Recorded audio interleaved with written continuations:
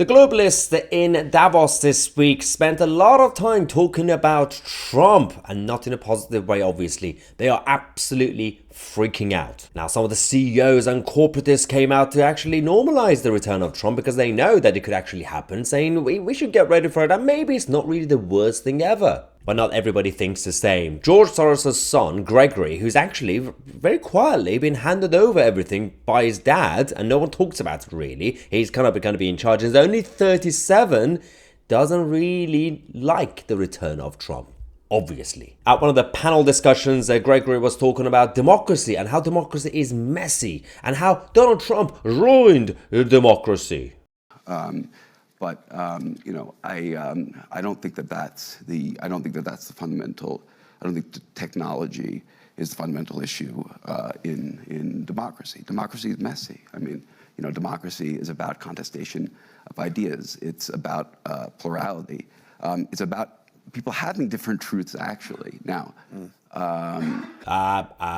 Yeah, he kept rambling on, saying blah, blah, blah. He didn't say much. He was just talking a lot, didn't really say much. But this is what he said about Trump ruining democracy, completely ruined the checks and balances of America. We just heard this point about untrustworthy people, and we talked about things in the United States like checks and balances, which aren't written anywhere, but are customs.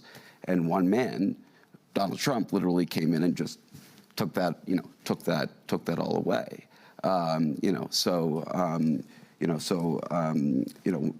blah, blah, blah. How is this man a leader?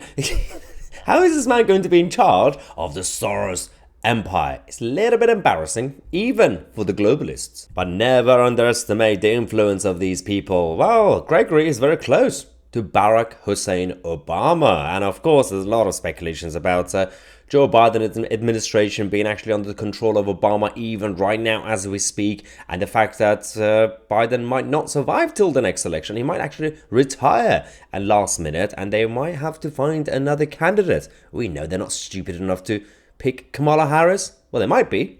Or they could go with someone more experienced. Either the return of Hillary Clinton or maybe Barack Hussein Obama. Now, of course, that's all speculations. It could actually even be Trump and Biden at the end of this race. But the most important thing is the globalists in Davos spent a lot of time talking about Trump, which means that they know something could actually happen. But it's not just about Soros. It's not just about Trump. There's another thing that happened during Davos. This was about preparing for the future. We had disease X being discussed. We had disinformation, misinformation being the main theme. But we even had Jeremy Hunt going to Davos, having a panel discussion about preparing for the next pandemic, because it's coming, it's definitely coming.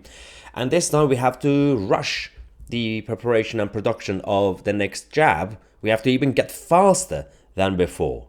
Don't worry about trials and testing things. Everything's going to be fine. But when we have the next pandemic, we don't want to have to wait a year before we get the vaccine. And if AI can shrink the time it takes to get that vaccine to a month, then that is a massive step forward for humanity. Yeah, that was Jeremy Hunt alongside the CEO of Pfizer. The obsession that these people have with AI is a little bit concerning because they think that the AI, even right now, as we speak, is capable of not just being competent, but morally conscious. How do they know? How can they expect the AI to do everything for them? The whole thing could actually backfire massively on them, not just us in terms of the harm that could actually happen across the world, and not just AI, but everything else that they're planning. This could massively backfire on their own planning because they are massively underestimating the power of humanity and the resistance that comes from people. Let me know what you think.